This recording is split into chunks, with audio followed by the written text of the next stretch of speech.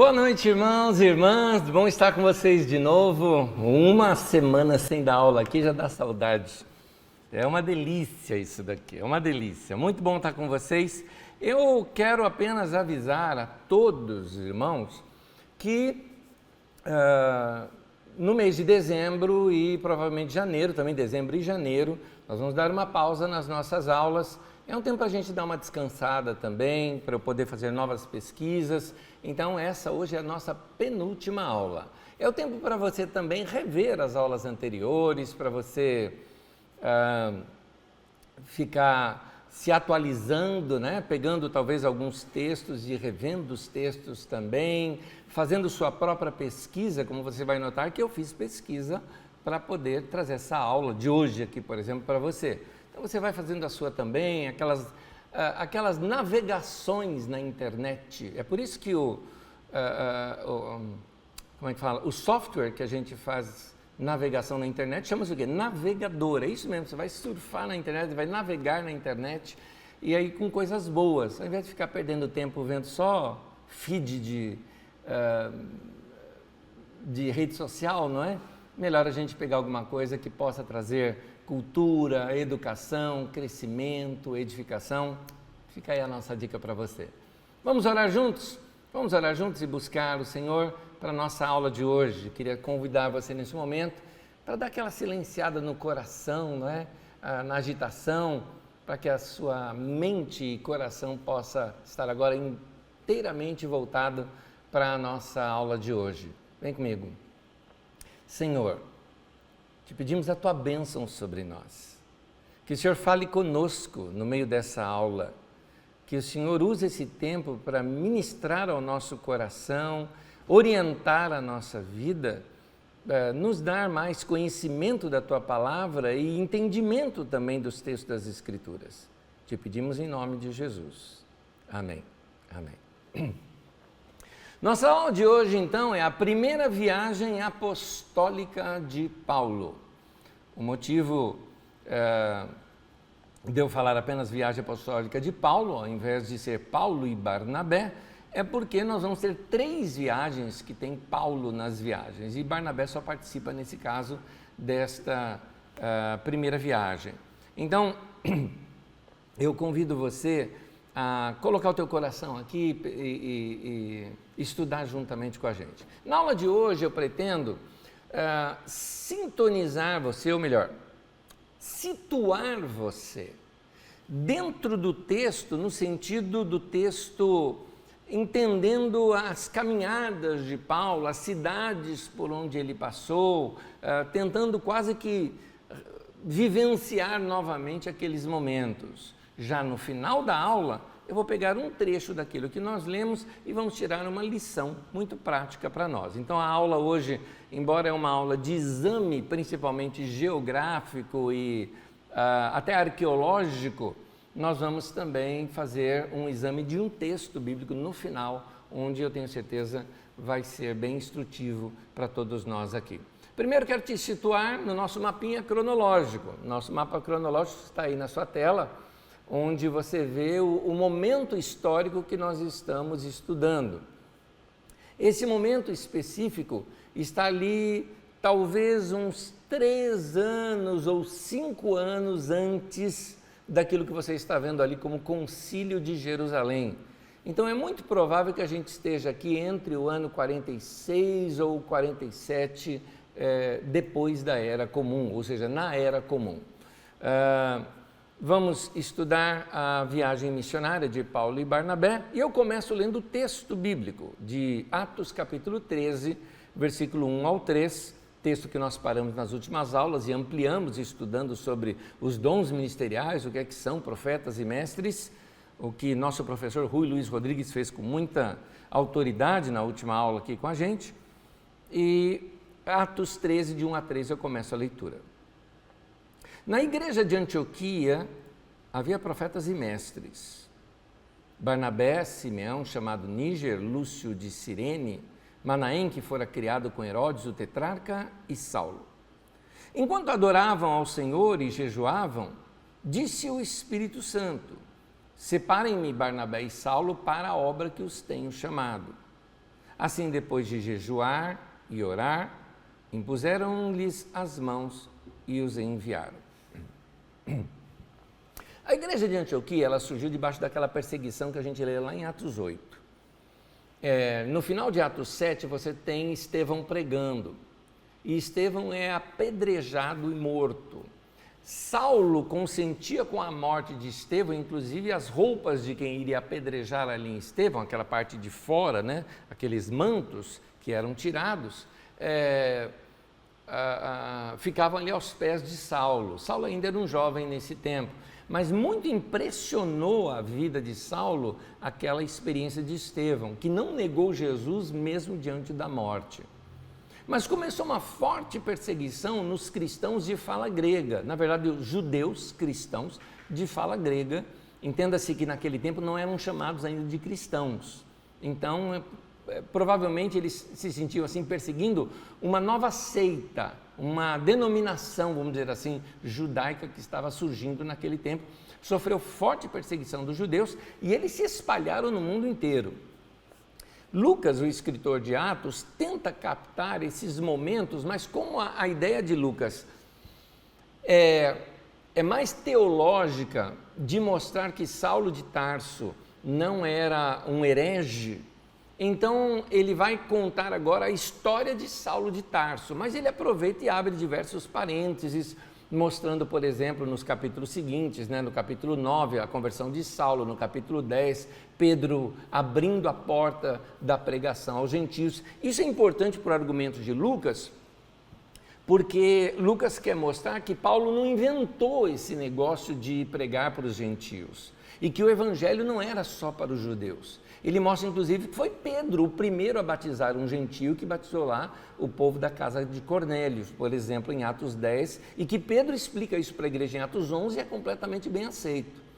Lucas também mostra um entrave que houve, principalmente lá, de problemas que aconteceu lá na Galácia, onde Paulo e Barnabé saem de Antioquia, vão até Jerusalém para um concílio, ou seja, conciliar, entrar em acordo com demais lideranças da igreja que achavam que os gentios, para serem batizados, precisavam passar pelos rituais da circuncisão e tudo mais.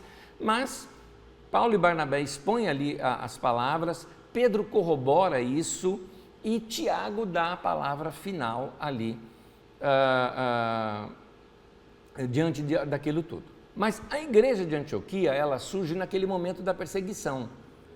Em Atos 8, por exemplo, no início de Atos 8, mostra que eles foram perseguidos, foram dispersos.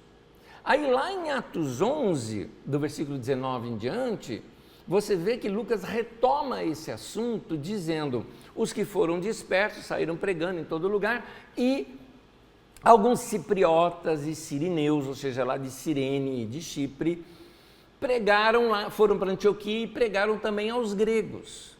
Ou seja, a expressão ali aos gregos seria não judeu, porque de fala grega todo mundo era naquela região. Então, podia ser até sírios ali, não era grego da Grécia em si, mas grego de fala grega, não judeu. Então, algumas pessoas ali se converteram e se formou igreja naquele lugar.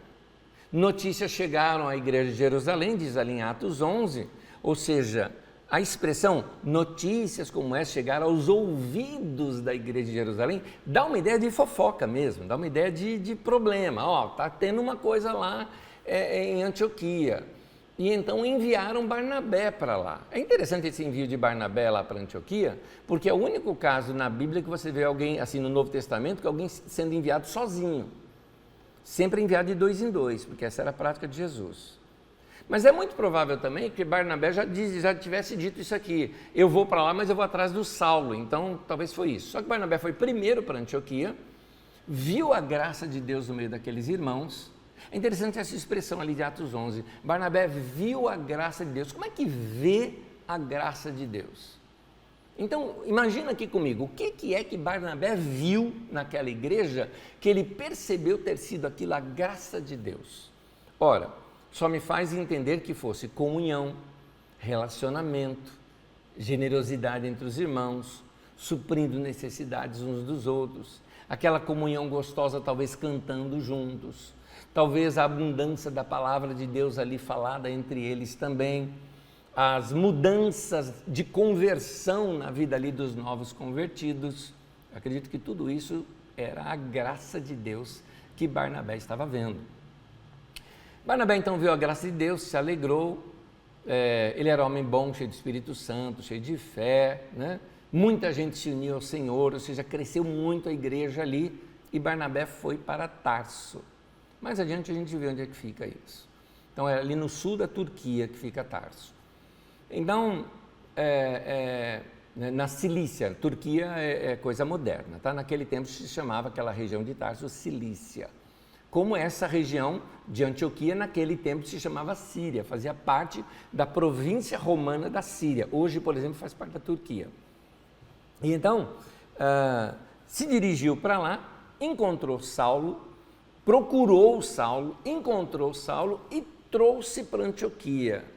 E diz ali que por um ano eles ministraram aquela igreja e pregaram naquela igreja, e foi aquela coisa gostosa. O livro de Atos continua narrando algumas coisas que aconteceram, como a morte de Tiago, irmão de João, não Tiago, líder da igreja de Jerusalém, que era irmão de Jesus, o Tiago daquele de Pedro, João e Tiago, sabe, que andavam juntos com Jesus.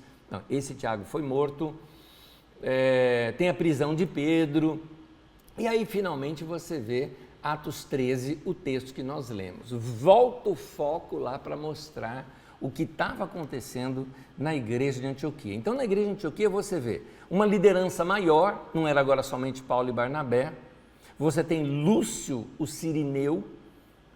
Cirene fica na costa norte da África. É muito provável que esse Lúcio fosse de pele escura. Manaém, que fora criado com Herodes o tetrarca, é assim, irmão de Mama, né? Tem um outro nome, filho de Mama, não sei como é que é o nome disso, que se amamentava com a mesma mulher que amamentou Herodes o tetrarca. Ou seja, é muito provável que Manaém fosse de uma classe alta, financeiramente falando, uma família influente, porque tinha essa proximidade com a família dos Herodes.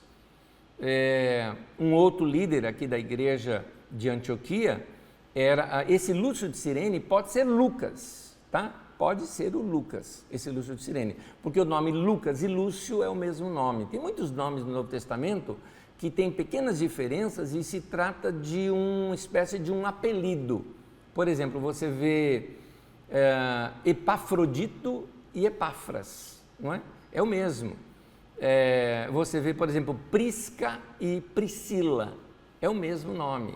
Então, esses nomes bíblicos têm essas conotações de muitas vezes chamar a pessoa pelo apelido. E aqui tem também o Barnabé, que já é conhecido, tem também Simeão, né, que é chamado Níger. Níger é negro, né? Então, você vê aqui um grupo de pessoas. Barnabé era de uma família da alta sociedade da região de Chipre. Você vai notar que ele é da alta sociedade por várias razões. Primeiro, porque ele era rico, tinha terras e doou. A irmã dele tinha uma casa de frente ali com o templo de Jerusalém, ou seja, a região mais nobre ali de Jerusalém, era onde morava a irmã de Barnabé, que o Pentecoste aconteceu na casa dela, que é a casa de João Marcos, né? João Marcos é o filho de Maria, irmã de Barnabé. Barnabé, por exemplo, também, nesse sentido, abastado, vamos dizer assim, se bem que ele vendeu tudo, mas provavelmente ainda tinha influências em Chipre, porque ele, chegando em Chipre, ele consegue uma audiência com o procônsul, então provavelmente a família dele ainda era influente ali na região de Chipre. O Simeão, chamado Níger, nós não sabemos. O Lúcio de Cirene chega-se até a conjecturar que Lucas, o Lúcio de Cirene, fosse um escravo. É interessante isso. Tanto é que a igreja tem uma forte entrada no meio dos escravos. Muitos dos convertidos, principalmente mais naquela região da Turquia, de Éfeso e tudo mais, são pessoas que eram escravos. Você vê isso pelos nomes deles. No final de Romanos 16, que é uma carta para a igreja de Éfeso, por exemplo, que fica na Ásia Menor, que é a parte oeste, né, da Turquia, Você vê ali, por exemplo, nomes como Urbano, né, são nomes geralmente dados a escravos. Alguém diz, mas Lucas era médico. Pois é, escravos eram os pedagogos, escravos eram professores, escravos eram médicos. Escravos não era aquela ideia de escravidão que a gente tem no Brasil hoje, tá? Muitos escravos exerciam profissões de amanuense e tantas outras profissões, tá? Mas continuando aqui. Uma outra prova que provavelmente Lucas poderia ter sido escravo até de Paulo, nesse caso, é porque você vê que Paulo, sendo preso, sendo levado preso por Roma e para Roma, né, ou seja, por um capitão de guarda romano para Roma, com escolta romana juntos, Lucas está com ele. Então, como é que alguém iria estar junto com Paulo nesse momento, né? É muito interessante isso. É uma conjectura apenas, tá? E aqui está essa igreja, que tinha essa diversidade toda de gente rica, gente pobre, gente de pele negra, de pele branca, todos reunidos no mesmo lugar, não é? Liderando aquela igreja, que certamente também era multicultural, porque Antioquia era um centro cultural da região, e não só isso, um centro comercial. Antioquia era uma cidade muito grande. Deixa eu te mostrar aqui algumas fotos de Antioquia, assim você vê. Vamos ver o mapa primeiro. Aqui tem um mapa para você enxergar como é que era a cidade, né, de Antioquia. A gente chama de Antioquia. Tem um mapa aqui mostrando aquela região, só que nos dias de hoje. Então você tem aí ao norte a Turquia, né? Você tem lá à esquerda a Grécia, Chipre bem aí ao centro, o Líbano, lá embaixo você vê Israel, dá até para ver ali a cidade do Cairo, lá embaixo, que já é a costa ali do Egito, e Síria. Ali onde tem aquele pontinho vermelho, que hoje pertence à Turquia, naquele tempo pertencia à Síria, é a cidade de Antioquia. A cidade de Antioquia tem um relevo muito interessante, porque ela, embora tenha uma parte dela toda plana, ela fica num lugar alto e tem umas montanhas maravilhosas ao lado de Antioquia. Agora aqui nós vamos ver essas montanhas, ó. Nessas montanhas, vocês podem notar que existem alguns buracos nelas, algumas cavernas, porque Antioquia se tornou um grande centro cristão da época. E muitos faziam ermitãos, né, vamos dizer assim, acabavam indo para esses lugares. Veja aí, por exemplo, alguns desses lugares que acabava virando lugar de ermitão, lugar de cristãos, lugar de reunião de cristãos quando começou a perseguição, por exemplo. Mas para você ter uma ideia como é Antioquia hoje, você vê aqui, ela carrega ainda traços antigos, como casas de pedra, como você vê aí uma rua em Antioquia, estreita ainda, certamente essa rua é assim desde aquele tempo, dá para notar que os anos se passaram e ela manteve algumas coisas, não é? E aqui uma vista aérea da cidade, já numa região mais, vamos dizer assim, moderna de Antioquia, né? Seguindo aquele estilo de construção turca hoje em dia, né? Até porque a cidade de Antioquia ela foi completamente destruída, a cidade de Antioquia dos tempos bíblicos. E nós temos aí, como que é? Antaica, eu estou falhando aqui agora o nome da cidade, que é a cidade como ela é hoje, né? Deixa eu achar aqui, volta aquele mapa para mim. Eu não coloquei aqui, mas é Antáquia, tá? É o nome da cidade hoje, ok.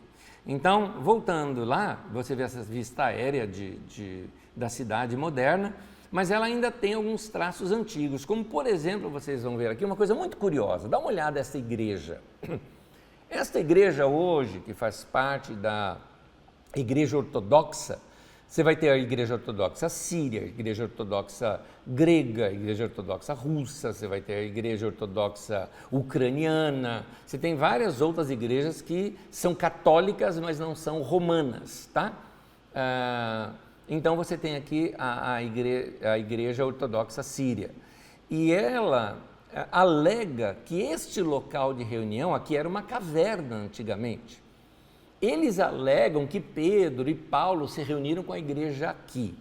Na verdade, isso já faz parte de uma questão mais lendária, porque é muito provável que as reuniões de Paulo e Pedro, que estiveram em Antioquia, se reuniram em casas, que era o normal da igreja daquele tempo, porque eles não estavam debaixo de forte perseguição. A perseguição só havia por parte de judeus.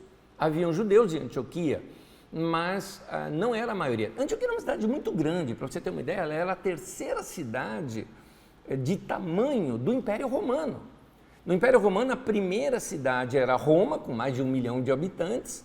A segunda cidade, eu não sei quantos milhões, talvez 700 ou 800 mil habitantes, que era Alexandria.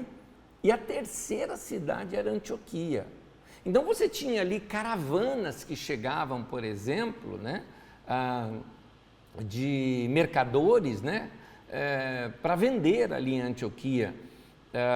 Os romanos costumavam chamar Antioquia de a Porta Dourada do Oriente, né, por causa da beleza que havia em Antioquia. Nós não temos mais essa beleza de Antioquia hoje, apenas algumas ruínas dela, e só temos a cidade nova, por algumas razões. Teve um terremoto ali na região que destruiu bastante a cidade, mas ela foi reconstruída, ainda não com a mesma glória que ela tinha antes. Muitas daquelas colunas que havia nela, romanas e tudo mais, todas caíram e ruíram, mas também por causa das disputas territoriais que tiveram entre o século IV até o século VII. E essas disputas inicialmente foram numa guerra entre a Pérsia e os romanos. Na verdade, a gente poderia até dizer que fosse a Pártia, né? Que eram os partos. Pérsia era só uma região desse Império Parto, né? E eles tiveram uma guerra religiosa fortíssima, perto de 500 e pouco, quando, isso aqui é interessante, era uma guerra religiosa, e por causa da guerra religiosa se tornou uma guerra da Pérsia ou dos partos, né, contra Roma. É interessante a gente notar isso, deixa eu explicar. Há diversas maneiras de um país colonizar outro. Nós conhecemos a colonização através da imposição de armas, que é aquela colonização que, por exemplo, os espanhóis fizeram aqui na América do Sul, chegando até o México, por exemplo. Os portugueses aqui no Brasil já fizeram através da colonização, ou seja, trazendo pessoas para cá. E com o tempo foi, claro, teve uso de armas? Teve, mas você não vê muitas guerras dos portugueses aqui no Brasil. Já dos espanhóis, teve guerras contra os astecas, guerras contra os maias, né? Ali você tem essas guerras todas que os espanhóis fizeram, principalmente ali naquela região da América Central. Mas os portugueses agiram diferente aqui, foi através de trazer pessoas para colonizarem o lugar. Colonizaram também através do comércio, ou seja, plantação, você vai tomando terras e dominando terras. Foi a maneira como os portugueses fizeram. Mas existem outras formas de colonização. Uma das formas de colonização usada pelo Império Romano, inicialmente o Império Romano colonizou através da guerra, ou seja, desde lá de Júlio César, eles vinham, enfrentavam uma nação, venciam aquela nação, traziam seu exército para aquela nação e criavam estradas entre essas nações para facilitar a locomoção de exércitos. Depois se criava comércio ali no lugar e, principalmente, trazia a cultura, ou seja, colonizava através da cultura. Eles traziam teatros, é muito comum, quase todas essas cidades você encontra um anfiteatro grego, quase todas elas. Trazia os teatros, vamos dizer assim, os shows, o teatro, como falam? As corridas de bigas, né? Por quê? o pensamento dos romanos era o seguinte: dá pão e circo para o povo fica contente, não vai se rebelar contra nós. E eles faziam isso em todos os lugares. Então, primeiro pela guerra. Anésio, por que você está estendendo tudo isso? Porque é importante para você entender aqui, quando você passar por essas cidades, você vai fazer essa leitura. Primeiro vem pela guerra, vence e impõe. Só que depois eles querem mostrar que essa imposição deles é melhor. Ou seja, eles trouxeram esgoto para o lugar, trouxeram estradas, trouxeram riqueza, as cidades enriqueceram com o Império Romano, aumentaram o comércio, botaram uma língua só, falando em todo lugar, que ainda assim eles utilizaram o grego, e davam esse pão e circo para o povo, ou seja, essas facilidades para o povo de diversão e tudo mais. Então o pessoal achava que o novo governo era melhor. Ora, uma outra maneira, quando o Império Romano enfraqueceu, que ele começou a ser invadido pelos bárbaros ali em Roma, ou seja, os godos, visigodos e ostrogodos ali em Roma, ele mudou a capital para Constantinopla, né? Ou seja, onde é hoje Istambul, né? Que é a divisa da Europa com a Ásia ali na Turquia, tá? Naquele lugar. Então, Istambul, naquela época foi mudado o nome, não era nem Istambul na época, tinha um outro nome, e foi mudado o nome para Constantinopla, que era a cidade de Constantino, que era o imperador. E então, a partir de Constantinopla, começou a manter o império. Mas aí eles perceberam que eles não tinham mais toda essa força de guerra que os romanos antigos tinham, porque agora você já está lá nos anos 300 e pouco, 400 e pouco, quase 500 e pouco, na verdade, que é quando, de fato, tem a queda de Roma. Então, você vê que eles não têm mais essa força toda que eles tinham lá no primeiro século, segundo século, por exemplo, né, até o início do terceiro. Então, o que eles fazem? Nesse tempo, o cristianismo já estava completamente casado com Roma. Então, o envio de missionários, o envio da igreja, a propagação do evangelho para os romanos significava domínio. Porque o povo que se convertia nesses lugares recebia o quê? A igreja, recebia o evangelho, aceitava a igreja, e eles entendiam que a igreja era uma igreja romana, ou seja, do Império Romano. Ou seja, eles acabavam entendendo que a igreja chegava naquele lugar, construíam templos bonitos e tudo mais, financiado pelo Império. Então, através da religião, eles estavam dominando o povo. Hoje em dia, você vê isso, através da religião dominar o povo, é a estratégia dos muçulmanos. Você vê isso através da cultura, você dominar o povo, é a estratégia dos Estados Unidos, que exporta a sua cultura através dos seus filmes, através das suas músicas e através até da sua língua, não é? E aí você vai vendo algumas colonizações modernas diferentes das colonizações antigas. É importante a gente entender isso, até porque Antioquia, por exemplo, por que Antioquia foi destruída, completamente destruída, pelos persas ou os partos, se você assim o quiser, mas eu prefiro falar os persas, porque eles entenderam que através do cristianismo eles estavam querendo mudar alguns fundamentos na Pérsia. A Pérsia tinha o zoroastrismo. E o zoroastrismo, para entender o cristianismo, era muito fácil.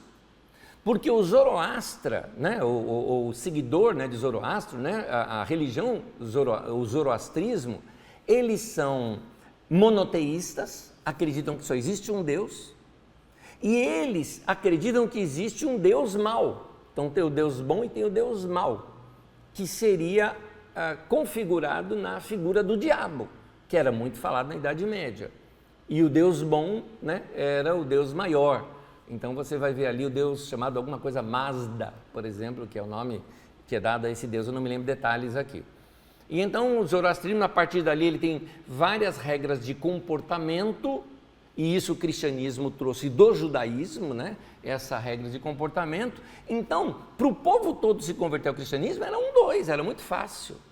Quando o rei lá, o imperador, né, que era um império também que tinha ali paralelo, né, ali, quando eu falo o império persa, ou o império, no caso aqui, Pártia, né, os medos e partas, eles dominavam aquela região onde hoje é o Irã, o Iraque, o Afeganistão, o Azerbaijão, até a Índia, tá? Toda esta região. E então, eles invadiram ali a Síria, no caso, para atacar Antioquia, que era uma grande cidade, destruíram a cidade e levaram o povo de Antioquia, igual na época lá dos judeus, levaram para o cativeiro, tiraram o povo de lá. Então,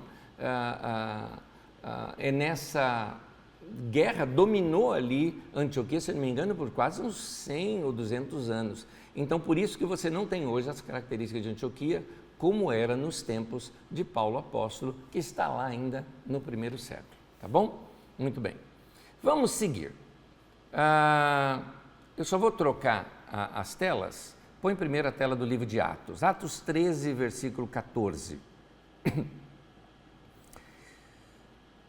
Enviados pelo Espírito Santo, desceram a Seleucia e dali navegaram para Chipre. Então, nós vamos ver agora aqui a cidade de Seleucia. Deixa eu te mostrar um pouquinho da cidade de Seleucia. Se você vê aí que eles desceram, é interessante que o texto fala, né, que eles desceram de Antioquia para Seleucia. Aqui está no Google Maps de hoje, né, no mapa moderno, né? Você tem aqui Antáquia, né, que é a cidade de Antioquia hoje, e Seleucia, que não existe mais, que ela também foi destruída com um terremoto e tudo mais, perdeu o seu porto, né, e então virou essa Samandag, né, que é hoje essa cidade que vai até a região portuária. Se você fosse hoje, com as estradas de hoje, até lá, você gastaria 25 quilômetros, né?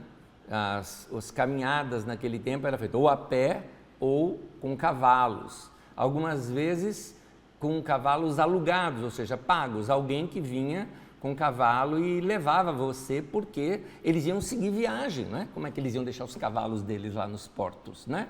Então, igual um táxi, vamos dizer assim, hoje, se pagava ou iria a pé 25 quilômetros até chegar lá. Bom, como você viu, Antioquia é uma região montanhosa. Eles tinham que descer até ao nível do mar, que era onde ficava Seleucia.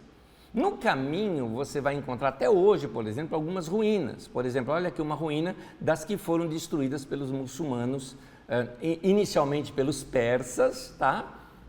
Os zoroastristas, né? Os zoroastras, como queira chamar, e depois pelos muçulmanos. Aqui tem as ruínas do monastério São Simeão da Montanha Admirável. Depois eu explico melhor sobre esse São Simeão. A região desse monastério ficava ali, ó. Dá para você ver no seu mapa, bem assim a caminho, né? E aqui eu quero mostrar também a vista que você tem de lá desse monastério, essa vista que você tem do monastério. Você tem vista até o mar, lá embaixo, né? E uma vista muito bonita. Hoje em dia é um lugar para energia eólica. Você vai ver aí o moderno com o antigo. Os restos ali do monastério, né? Totalmente demolido, porque foi atacado.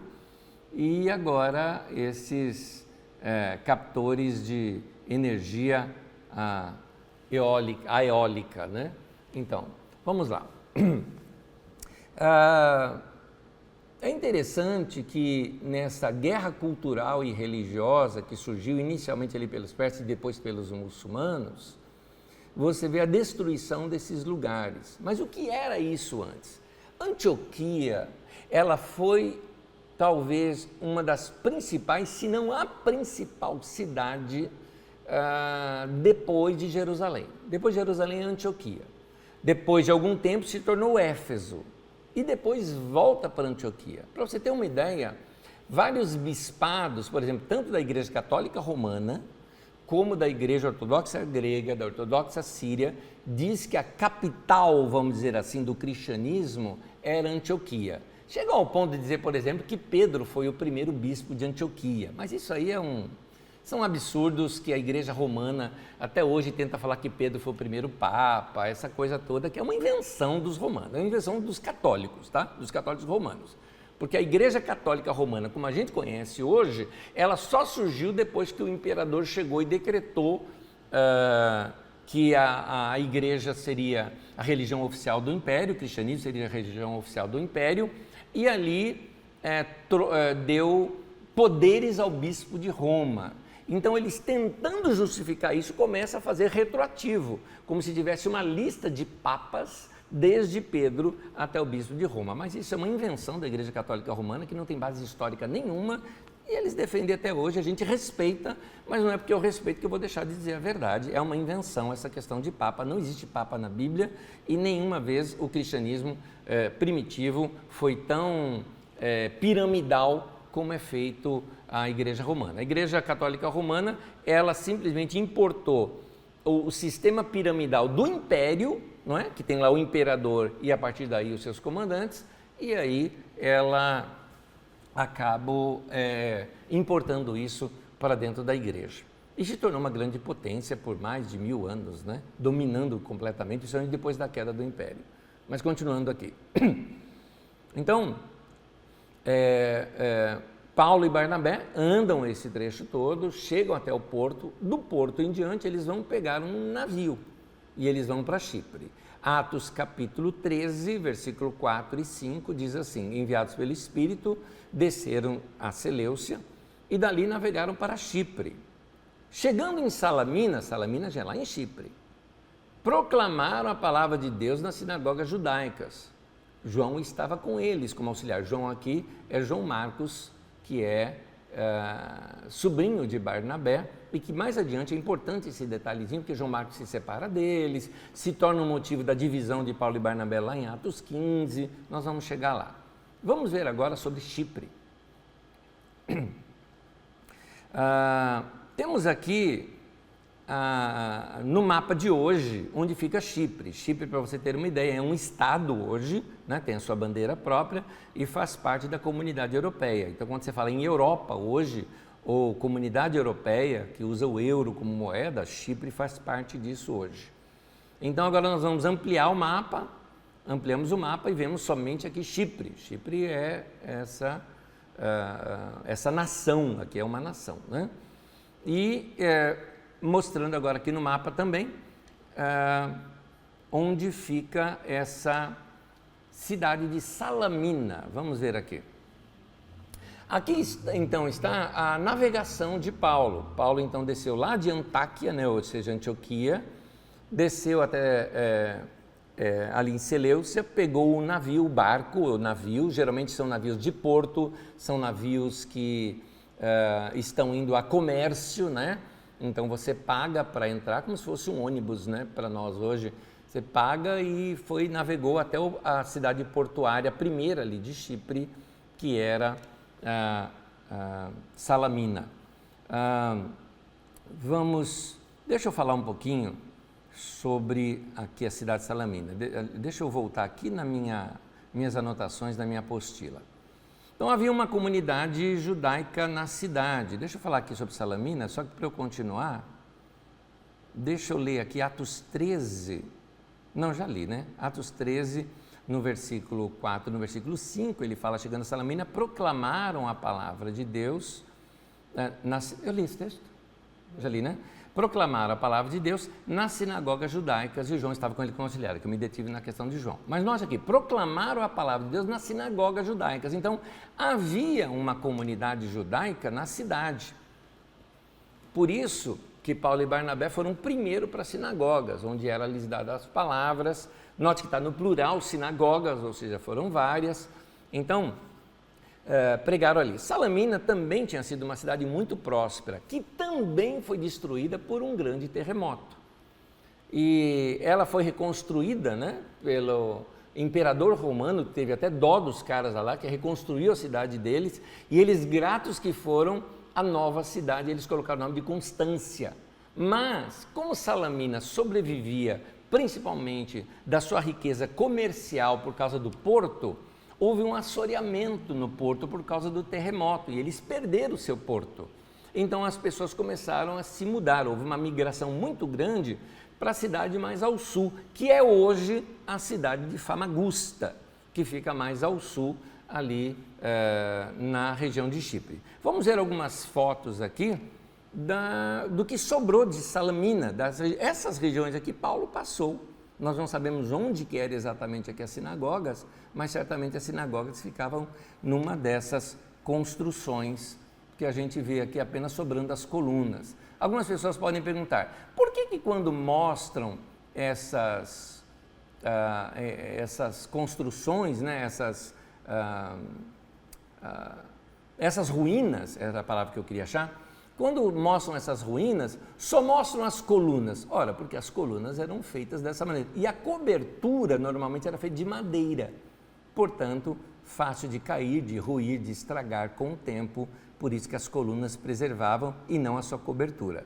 Olha aí o anfiteatro também, que você vê, porque todo lugar romano eles tinham que dar diversão para o povo, porque aí o povo ficava contente e não lutava contra o governo.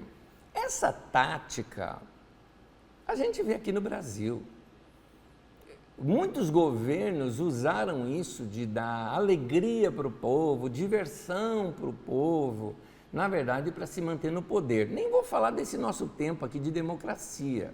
Vamos falar na época da ditadura militar. Sim, foi ditadura. Então, por exemplo, você pega na década de 70, bem no começo, no governo, por exemplo, de Médici, você vê o Brasil tricampeão mundial, e aí então o que eles faziam? Vamos dar pão e circo para o povo, ou seja, dá para o povo o que o povo quer. Muitas construções foram feitas naquele tempo, né? Você vê construções em São Paulo, como foi, por exemplo, o Minhocão, no Rio de Janeiro, você vê construção como a Ponte Rio-Niterói, você vê construções como viadutos que foram construídos em Belo Horizonte, que caíram, inclusive, por isso aquela canção que é um protesto, né? Caía à tarde feito um viaduto e um bêbado trajando luto, me lembrou do Carlitos. Aquela música é totalmente de protesto, ela é toda com linguagem subliminar contra aquela situação opressora que havia no Brasil naquele tempo, mas dando para o povo o quê? Também colonizando, ou seja, dominando a mente do povo pela cultura. O que eles fizeram? Fizeram o AI-5, as letras das músicas eram censuradas, somente quando vinham muito codificadas é que eram passadas, e as músicas que eram mais incentivadas, inclusive financeiramente pelo governo para serem tocadas nas rádios, eram músicas que falavam de patriotismo. Vocês vão se lembrar, quem são os mais antigos vão se lembrar aqui. Eu te amo, meu Brasil, eu te amo, meu coração é verde, amarelo, branco, azul, anil. E aí fala, as praias do Brasil ensolaradas, lá, lá, lá, lá. E aí vem. Então você vê que se falar, por exemplo, tinha Brasil, ame-o ou deixe-o, né?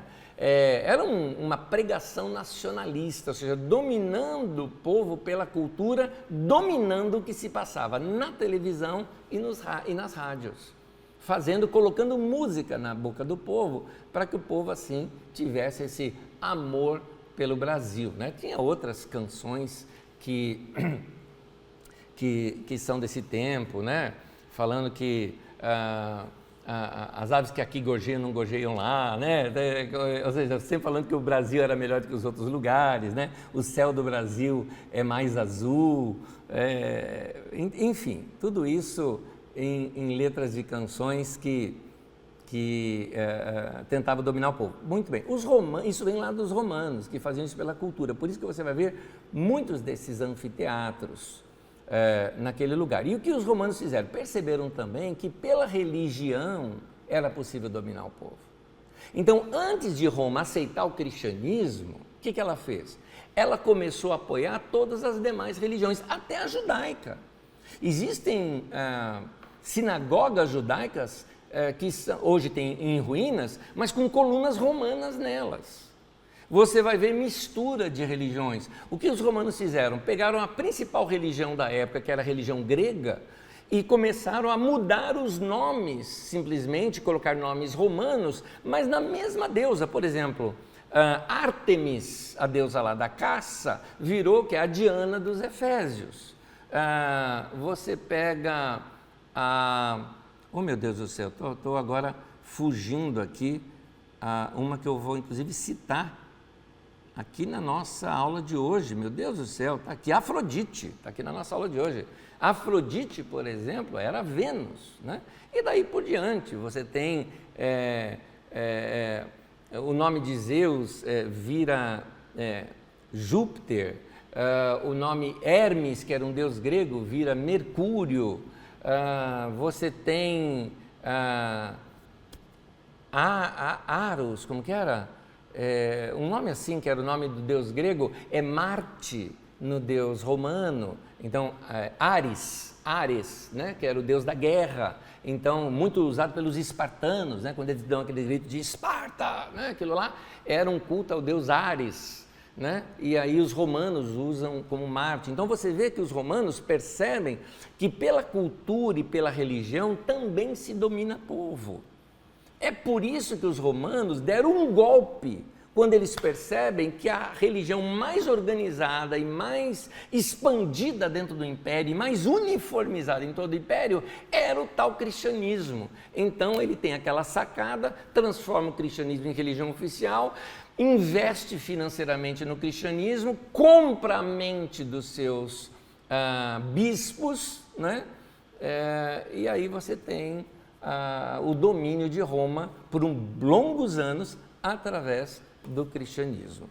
Então fiquem atentos, porque isso, o mundo dá voltas, mudam as cores, as bandeiras, mas a ideologia continua sendo a mesma.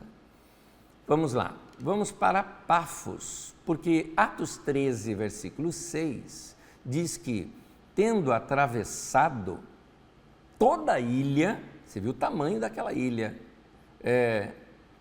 foram até Pafos. Qual é o tamanho desse percurso de Paulo? Eu só posso ver nos dias de hoje. Dá uma olhadinha comigo aí nos dias de hoje. A região central de Chipre é uma região montanhosa, com montanhas muito altas. Certamente eles deram a volta. Se deram a volta por cima, são 206 quilômetros. Se deram a volta por baixo, né, pela região litorânea, são 174 quilômetros. Agora, um detalhe, isso pelas estradas atuais. É muito provável que eles, na época, tinham picadas, não é? Estradas de mais difícil. Ou estradas romanas, pode ser que já haviam estradas romanas naquela época também, já em Chipre. Mas 174 quilômetros, que tamanho que é 174 quilômetros? Muito bem, se você sair da Praça da Sé, em São Paulo, e for até a Carisma de Guaratinguetá, a pé, sem Via Dutra, tá? Porque com a Via Dutra é reto, né? Ou com a Trabalhadores lá, né? Ayrton Senna, é reto, ou a Carvalho Pinto, né, no caso. Você vai ter 179 quilômetros, 5 quilômetros a mais só. Então dá para você ter uma ideia do tanto que Paulo e Barnabé andaram em mata. Era bem primitivo aquele lugar naquele tempo, né? Eles não foram pelo mar, eles atravessaram toda a ilha, então eles foram por terra. Pode ter sido essa a razão de Marcos ter desistido de andar com Saulo e Barnabé? Porque quando eles chegam num próximo porto, depois que eles saem lá de Chipre, Marcos desiste e vem embora. Pode ser. Porque João Marcos era assim, riquinho, morava numa casa enorme no centro de Jerusalém, enorme, porque tinha 120 pessoas reunidas na casa dele no dia de Pentecostes, isso lá no terraço lá em cima, né, que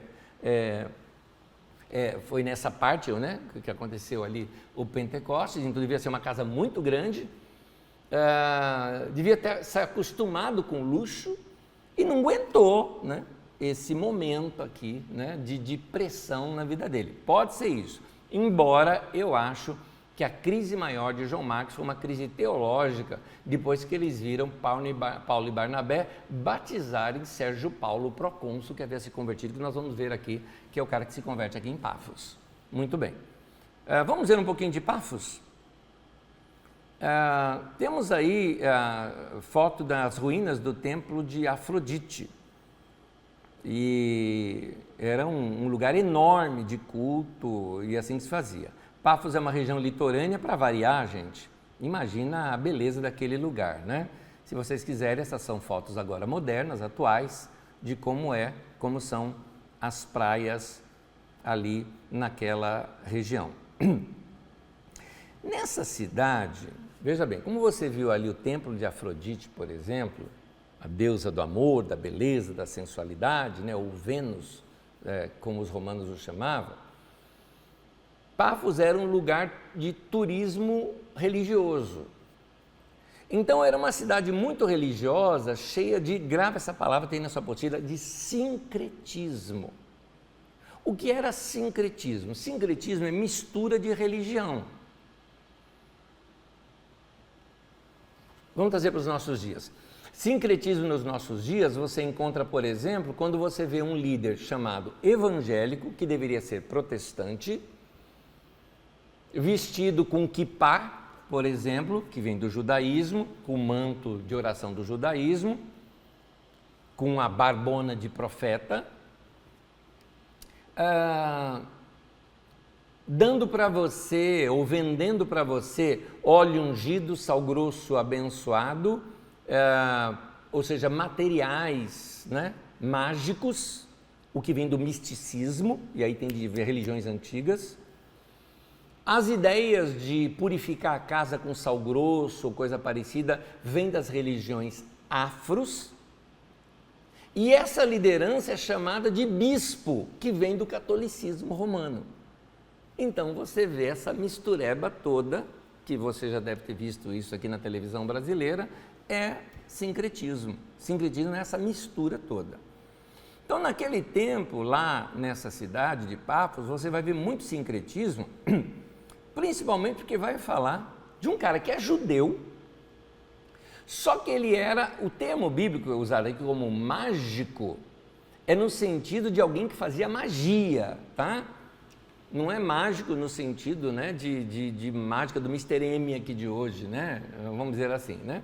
É alguém que fazia, sim, ele era mágico, nesse sentido que você conhece de mágico, né?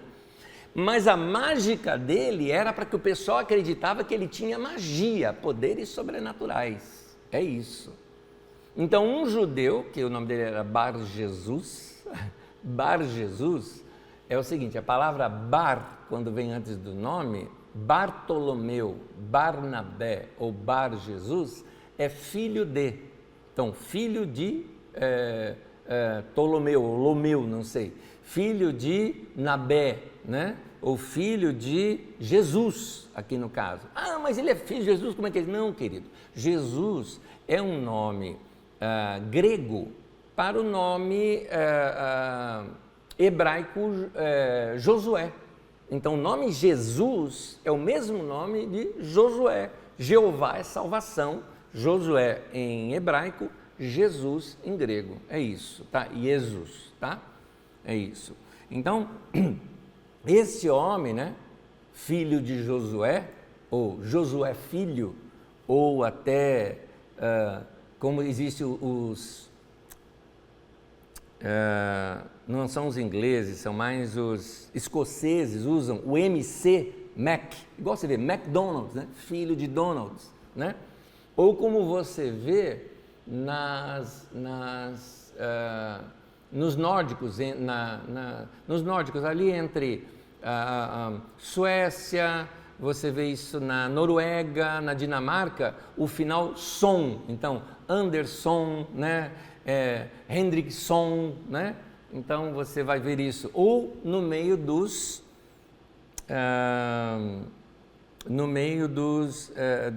dos Países Baixos, que hoje a gente chama de Holanda, né, que é o Van der alguma coisa, né, Então você vê Van der Van, pega, por exemplo, a seleção da Holanda, né? Você vai ver muito esses nomes lá, né? O Vanderlei, né? Vem daí, por exemplo, tá? É filho de, né? Lee, né? E aí vem. Mas vamos lá. Atos 13, versículos 6 ao 12, diz assim: viajaram por toda a ilha, aí que nós vimos agora há pouco, né? Até chegarem a Pafos. Ali encontraram um judeu chamado Bar Jesus, filho de Josué, que praticava magia e era falso profeta. Olha as misturas do cara. E ele era assessor do procônsul Sérgio Paulo, ou seja, era um cara de alto grau na política. O procônsul, sendo homem culto, mandou chamar Barnabé e Saulo porque queria ouvir a palavra de Deus. Certamente Barnabé tinha influência ainda lá na cidade para ter sido conhecido do procônsul. Mas Elimas, o mágico, esse é o significado do seu nome, diz ali o texto bíblico, na verdade, Elimas é um nome árabe. Então nota, o cara era judeu, estava usando um nome árabe que significa o grande sábio ou o homem sábio, né? Ou o fantástico, por isso a palavra Elimas, o mágico, seria Elimas o fantástico, né? Seria assim para nós. Opôs-se a eles e tentava desviar da fé o procônsul. Então Saulo, também chamado Paulo, cheio do Espírito Santo, olhou firmemente para Elimas e disse: filho do diabo, inimigo de tudo que é justo, você está cheio de toda espécie de engano e maldade. Quando é que vai parar de perverter os retos caminhos do Senhor? Saiba agora que a mão do Senhor está contra você e você ficará cego, incapaz de ver a luz do sol durante algum tempo. Aquilo foi apenas um sinal, né? Até para a conversão do Sérgio Paulo. Imediatamente vieram sobre ele névoa e escuridão, e ele, tateando, procurava quem o guiasse pela mão. O procônsul, vendo o que havia acontecido, creu, não sei se por medo ou não, né? Creu, profundamente impressionado com o ensino do Senhor. Tá aí. Note aqui alguns sinais de sincretismo, e aqui agora eu vou utilizar esse texto, não vou continuar na minha história, eu vou utilizar esse trecho agora aqui para tirar algumas lições aqui muito importantes para a gente, lições de alerta para o nosso tempo. Por 2 vezes no livro de Atos, o sincretismo é combatido na igreja. Na verdade, ele é registrado em Atos para a gente notar que isso não era para entrar para dentro da igreja. Um deles é esse, o outro que a gente vai revelar em Atos 8. A ideia de líderes poderosos, como nas religiões pagãs haviam, é contra a ideia, né, que ela é contrastada, está errado aqui na nossa apostila, contrastada, de contraste, com o poder de Deus na vida de homens simples que não chama atenção para si, nem a glória para si. É interessante notar isso. Os homens de Deus realizavam milagres? Sim, mas eles eram homens simples. Você vê Paulo e Barnabé, por exemplo, num outro lugar fazendo milagre e o pessoal chamando eles de 2 deuses que desceram do Olimpo, que era Zeus e Hermes, ou seja, Júpiter e Mercúrio, pela linguagem dos romanos. E Paulo e Barnabé dizem que eles não são nada disso. Eles são homens simples, como eles dizem até isso claramente. O problema é que líderes desses movimentos sincréticos, ou seja, gente que gosta de misturar religião para ganhar um certo poder, eles apelam muito para esses seus poderes sobrenaturais para aumentar a confiabilidade das suas ações. Inclusive usam nomes ou títulos que impressionam. É o caso aqui que você vê. Por exemplo, que nome impressiona mais? Josué Filho ou Elimas o Sábio? Né? Sem contar como isso soa naquele lugar. Ali, o aramaico, né, de onde vem o Josué Filho, né, ou de onde foi migrado o nome, né, para o grego Jesus, né, Jesus, era um nome muito comum. E assim, soava comum para eles, mas ele trouxe o nome árabe, né? Elimar, né? Ali. para o sábio, né? Então, ele queria impactar as pessoas com um nome diferente. Eu vejo isso na necessidade que as pessoas têm hoje de títulos, fazendo composição ao nome para ter o mesmo efeito. Por exemplo, o que impressiona mais? Veja bem, esse nome é aleatório, eu não estou me referindo a ninguém aqui. De repente tem um cara com esse nome aqui, por favor, tá? É aleatório. João Souza Sobrinho, chama mais atenção ou Apóstolo João Souza? Vocês percebem que esses nomes são para causar uma impressão cultural na pessoa? Uma impressão de que aquilo é algo a mais para a pessoa? Que está igual hoje, por exemplo, o pessoal não usa nome mais igreja, usa um anglicismo, né? Anglicismo são palavras inglesas sendo colocadas aqui, usadas integralmente no português, né? Como church, por exemplo, né? Hoje já não fala mais igreja, né? Não seria mais assim, comunidade carisma, seria Carisma Fellowship, ou como o pessoal fala, Carisma Fellowship Church, né? Ou como eu já vi até aí, Igreja Batista Church, né? Junto, tudo junto, né? Mistura tudo. Nesse sentido, é um sincretismo não só religioso, mas cultural. A gente não percebe, mas o que está acontecendo na igreja brasileira hoje, é grave isso que eu estou falando, o que acontece na igreja brasileira hoje, é que a gente está achando que a cultura norte-americana é santificada. A gente está achando que o que é dos Estados Unidos da América é mais abençoado. Então, de novo a religião se misturando com cultura, no mau sentido, e servindo isso para posições de domínio. Você vai notar, por exemplo, que a maioria desse pessoal, por exemplo, estavam muito mais preocupados com as eleições dos Estados Unidos do que eleições aqui no Brasil, porque tudo que é americano é melhor, norte-americano é melhor, né? Estadunidense, né? Norte-americano seria Canadá junto, estadunidense, né? Então, a gente precisa abrir os olhos, porque isso que está acontecendo hoje aqui no Nascedouro, porque isso aqui tem o quê? Uns 5 anos que está acontecendo isso aqui no Brasil. A questão apostólica já tem 15 anos, mais ou menos. Mas esse negócio de chamar a igreja de church e tudo mais, que eu gosto de chamar de church, né?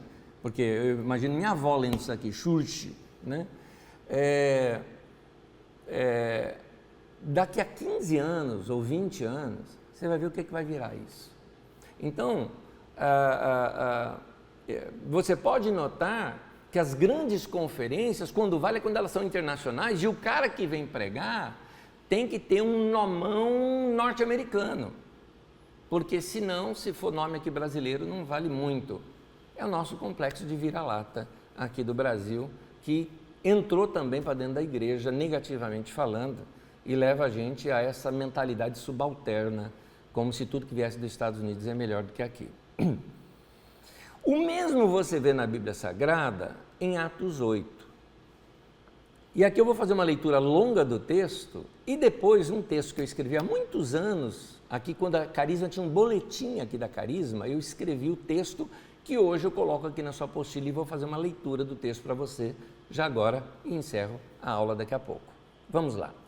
Atos 8, começa assim, versículo 9. Um homem chamado Simão vinha praticando feitiçaria durante algum tempo naquela cidade, impressionando todo o povo de Samaria. Lembrando que em Samaria era Filipe que tinha ido lá evangelizar Samaria, tá? Vamos lá. Ele se dizia muito importante e todo o povo, do mais simples ao mais rico, dava-lhe atenção e exclamava: este homem é o poder divino conhecido como grande poder. Eles o seguiam, pois ele os havia iludido com a sua mágica. Ali é a palavra magia, é a mesma palavra, tá? Durante muito tempo. No entanto, quando Filipe lhes pregou as boas novas do reino de Deus e do nome de Jesus Cristo, creram nele e foram batizados tanto homens como mulheres. O próprio Simão também creu e foi batizado, e seguia Filipe por toda parte, observando maravilhado os grandes sinais e milagres que eram realizados.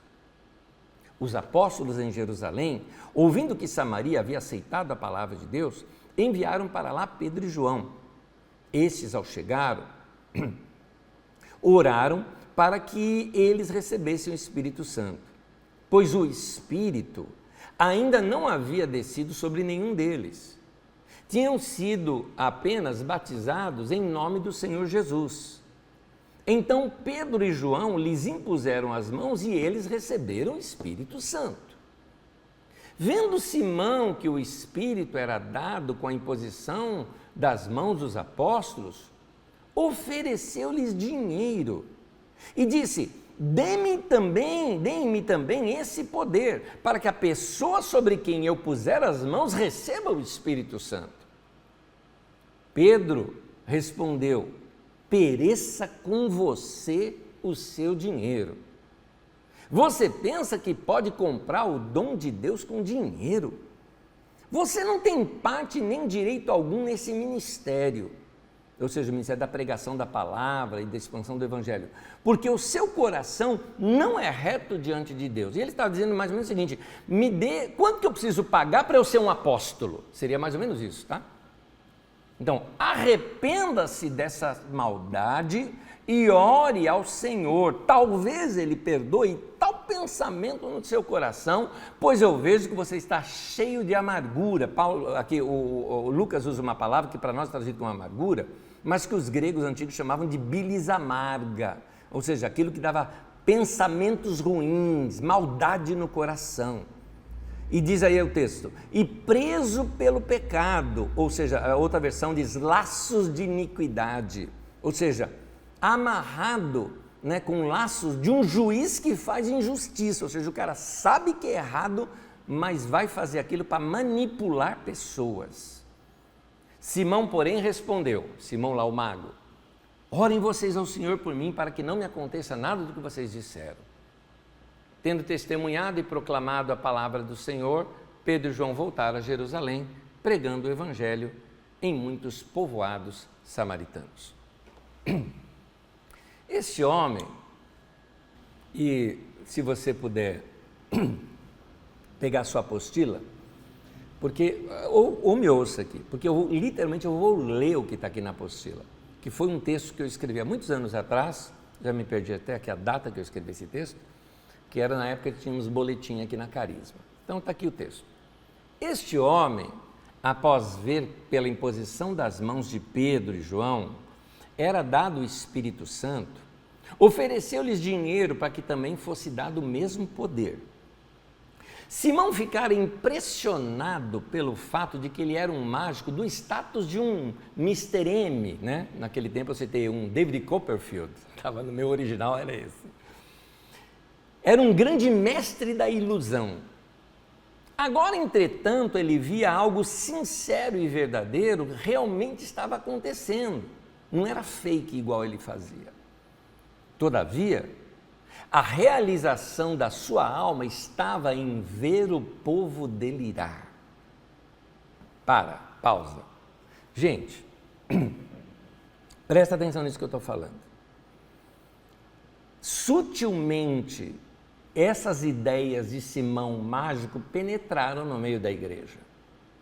Nos nossos dias, liderança que a realização da sua alma está em ver o povo delirar, não importa o que ele vai fazer. Se vai fazer o povo rodopiar, se vai inventar uma unção, se vai inventar um negócio do povo cair ou de jogar paletó, se vai inventar situações manipuladoras. Gente, eu creio no poder de Deus, de maneira que Deus pode fazer o que Ele quiser num culto. Se Ele quiser derrubar, Ele derruba. Se Ele quiser fazer a pessoa pular, Ele faz. Eu creio em tudo isso. Mas você sabe que muitas pessoas, muitos líderes, têm na realização dele, vê o povo delirar. Então ele força essas situações, ou até controla, ou até manipula essas situações. Vou continuando aqui.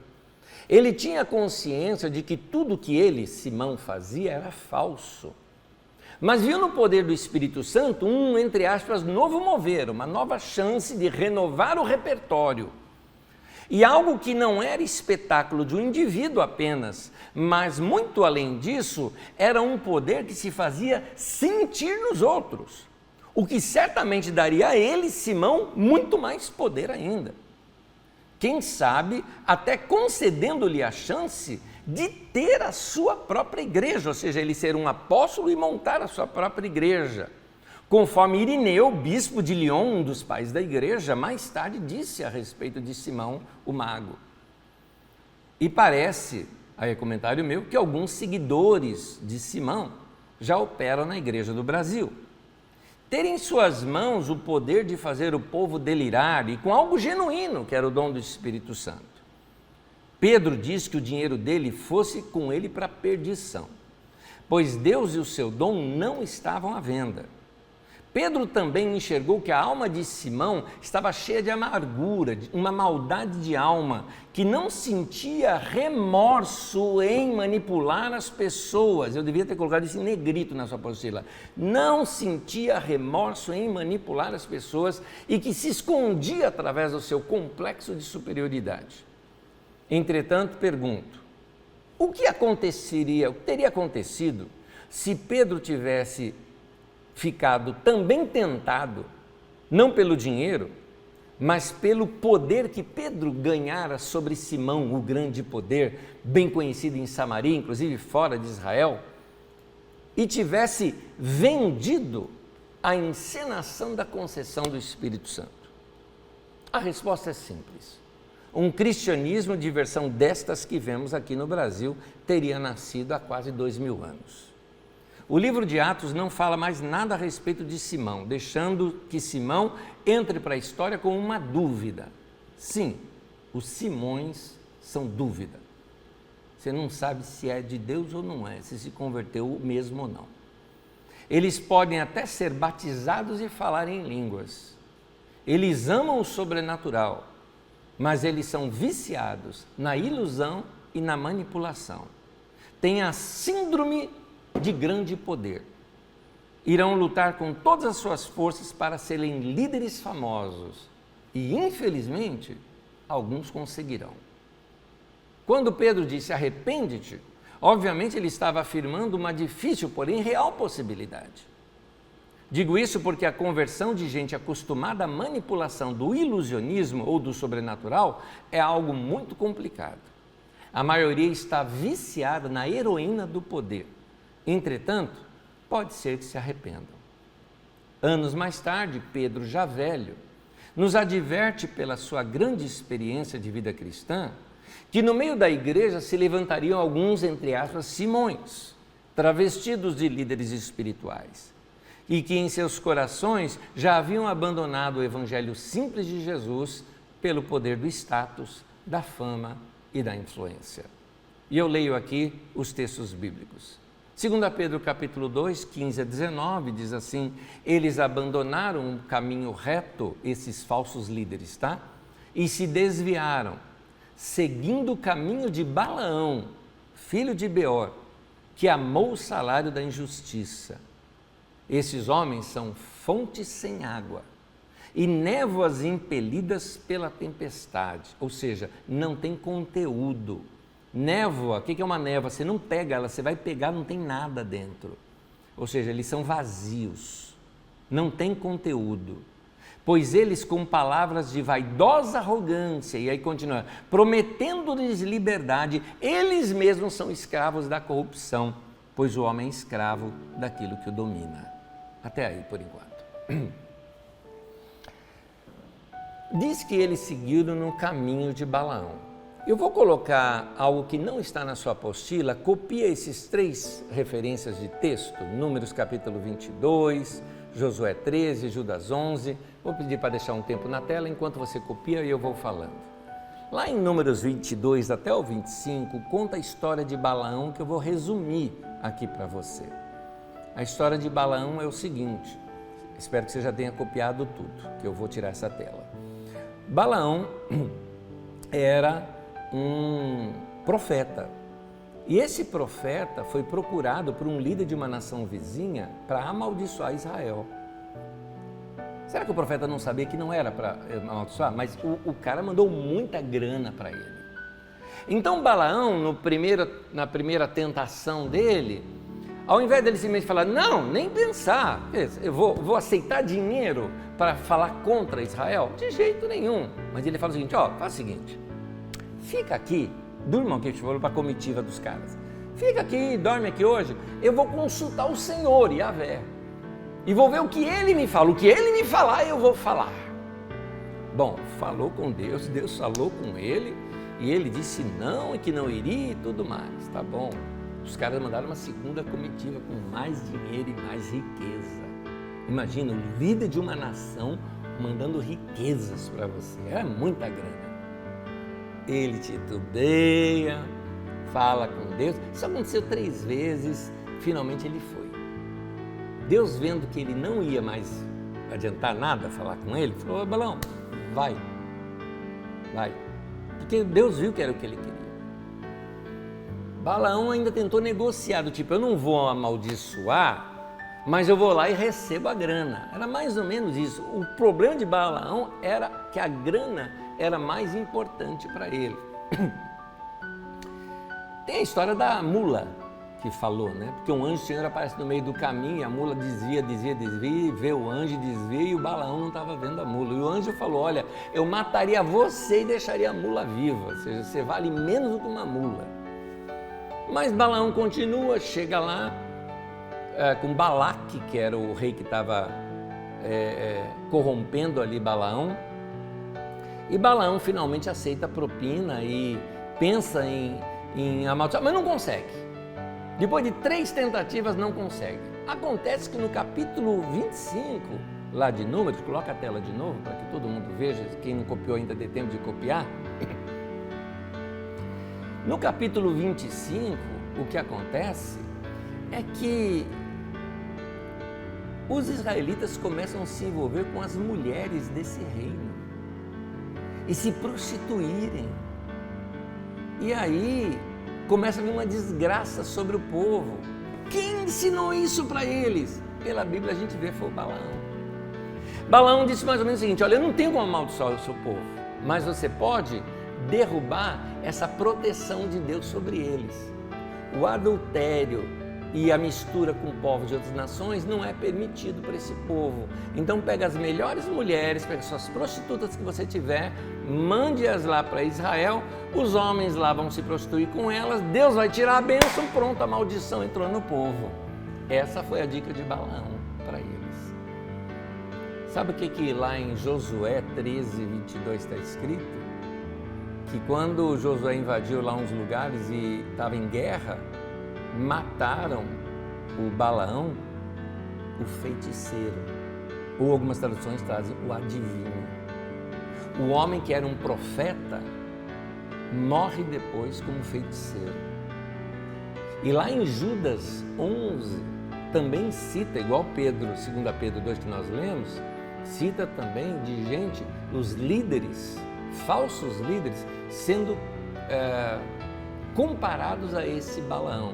Ou seja, gente que no fundo está afim do sucesso, da fama e do dinheiro. Por isso que exercem o ministério. Ou seja, que Deus nos livre desses discípulos de Simão que seguem o caminho de Balaão. Essa é a aula de hoje.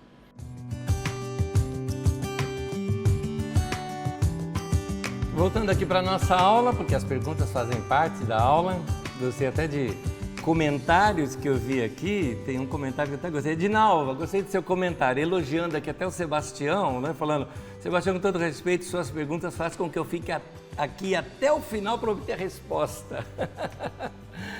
Obrigado, Edinalva, e obrigado, Sebastião. Vamos lá, tem perguntas. A primeira é do Sebastião. Anésio, investimento em infraestrutura é pão e circo para o povo? Me perdoe, mas não considero, já que é por um viaduto, exemplo, né? Tem o objetivo de fluir os transportes, tais progressos e as ferrovias são pão. Sebastião, dentro desse ângulo que você está olhando, você está corretíssimo. É infraestrutura. O governo tem que fazer isso. A gente paga imposto para se fazer isso. Ponto. Agora, vamos lá. Vamos pegar o nosso Brasil. Não estou nem agora mais lá na época do Médici. Estou falando de hoje. Por que que a maior parte das obras são feitas no ano eleitoral? É pão e circo ou não é? Hã? Por quê? Porque tem que fazer, mas por que que elas são feitas no ano eleitoral? Seja de prefeito, de governador, de vereador, de deputado. Olha essa briga que a gente viu lá no Congresso, da liberação de verba lá, que a gente está tanto falando sobre isso, e tem até em mensagem esses dias. Para quê? Porque eles precisam de dinheiro para levar para os seus estados, para fazer obra nos seus estados, porque o ano que vem é ano de eleição de deputado estadual e federal, principalmente ali os federais, tá? Então, é pão e circo, entendeu não? É necessário, deveria ser feito, mas assim, faz e é que não é de eleição, né? É interessante isso, né? Então, são sim, mas veja bem, dentro do seu ângulo, é infraestrutura necessária, a gente paga por isso que a gente paga no imposto. Mas a gente sabe que esses caras manipulam para fazer isso. Foi essa a minha colocação, tá bom? Então você vê que não é uma contradizendo a outra, as duas estão certas, depende do ângulo que a gente olha. Vamos lá. A Val Acerito está dizendo aqui, então Anésio, podemos considerar que em Salvador, Bahia, existe sincretismo? Na Igreja do Bonfim, face à lavagem das escadarias com água de cheiro. Bom, prática de religiões africanas. Isso, sim, é um sincretismo enorme ali na escadaria do Bonfim, por exemplo, sem dúvida alguma. E você vê também, eu já vi um monte de crente usando a fitinha do Senhor do Bonfim, né? Então, isso é sincretismo. Você vai misturando religiões que não tem, às vezes, o mesmo objetivo, né? Ou seja, a fé e a crença que eu faço um pedido e quando aquela fitinha se desfizer, então meu pedido vai ser aceito, vai ser respondido, é estranho. A Bíblia ensina oração, né? Não ensina isso, né? Essas mágicas, né? Agora, eu respeito as religiões afros, respeito a maneira de muitos deles também utilizarem as suas experiências na busca do Criador, visto que Deus colocou a eternidade no coração do homem, que todo homem tem em si essa busca por Deus. A gente vê isso nos indígenas, a gente vê isso nos indígenas em qualquer região do mundo, né?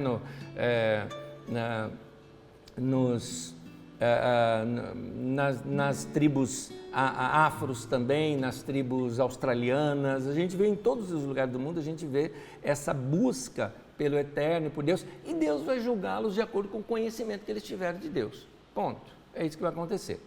Mas o sincretismo que eu critico é aquele que é usado para manipulação, ou seja, aquele que é usado para se tirar algum proveito daquilo. Então, por exemplo, o cara, ao invés de ele dizer o seguinte, ensinar a pessoa está com um problema em casa, ensinar a pessoa a orar, ensinar a pessoa está tendo muita briga em casa. Tá, mas o que você está fazendo para ter muita briga em casa? Então você vai orar, mas você também vai perdoar, você vai conversar, você vai amar, você vai usar princípios lá do texto de Provérbios, e aí a pessoa resolve o problema dela. Quanto que ela paga por isso? Nada. É de graça recebeste, de graça dai. Então os caras fazem o seguinte, não, ó, eu tenho aqui a água ungida e você vai tomar a água ungida, mas vem aqui, leva da nossa, que foi trazida lá do Rio Jordão, tudo mais. Isso é sincretismo, gente. O cara quer, na verdade, levar dinheiro. Então é esse que eu estou dizendo que é a crítica, que era o caso lá de Simão Mago também, né? Que era o caso do Elimas também. Eles faziam as mágicas e tudo mais para ter poder e para ter dinheiro. Vamos lá, outra pergunta. Sebastião Peixoto, Anésio, não seria importante também rezarmos pelos balaões de hoje? Sem dúvida, meu querido. Sem dúvida. Oremos por esses irmãos. Oremos. E olha que eu citei a palavra irmão, hein? Eu estou citando a palavra irmão. Porque Paulo fala acerca de homens que construíram sobre o fundamento que é Cristo, construíram algo de palha, de madeira e de feno. Que a hora que vier fogo queima e leva tudo e não fica nada. Mas tal indivíduo vai ser salvo, ainda que através do fogo, como eu disse, vai ter gente que vai chegar lá na eternidade cheirando churrasco, né? Então, com certeza temos que orar. E orar pelo povo também, para que o povo tenha inteligência.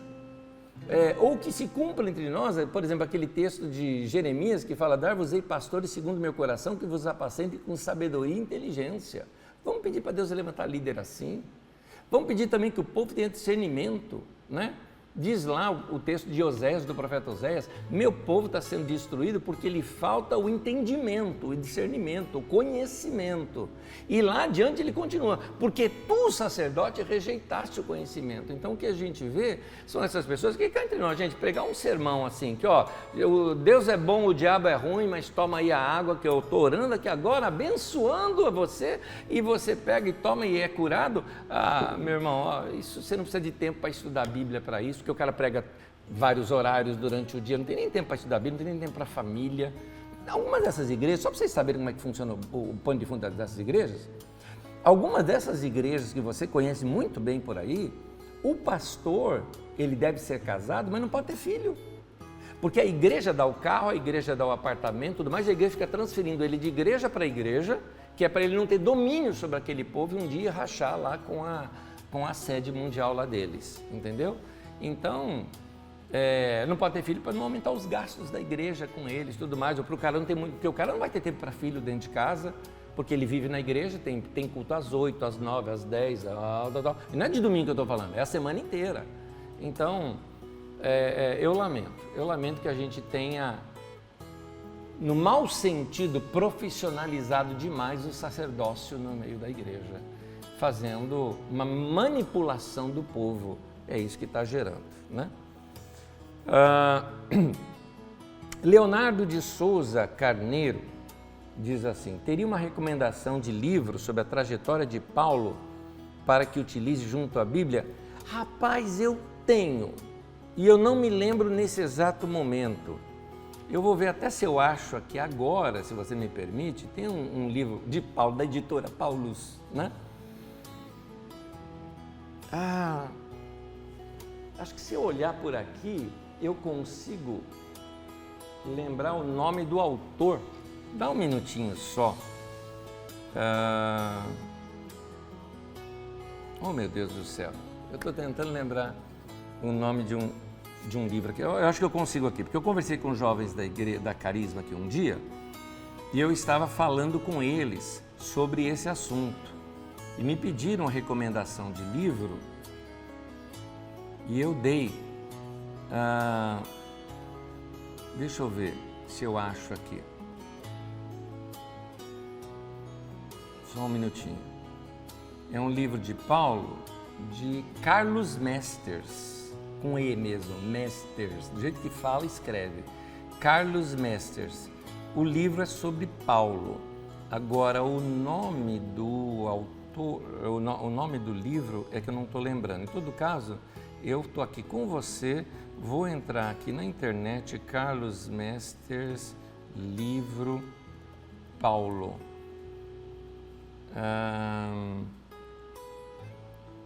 Tem Paulo, um homem em Cristo? Não é. Achei aqui, achei. Paulo, um trabalhador que anuncia o Evangelho. É muito bom esse livro sobre Paulo, de Carlos Mesters. Esse é o livro e eu recomendo. Muito bom livro, vale a pena, você vai ter uma outra visão de Paulo Apóstolo. Aliás, os livros de Carlos Mesters eu recomendo todos. Se você não se importa, é um autor católico. Eu não me importo, porque eu acho o cara um tremendo mestre, até no nome ele é, né? Um tremendo mestre da palavra de Deus. Carlos Mesters, Paulo Apóstolo, um trabalhador que anuncia o Evangelho, é o livro que eu recomendo aqui hoje para vocês. Tá aí, gente. Que Deus abençoe cada um de vocês.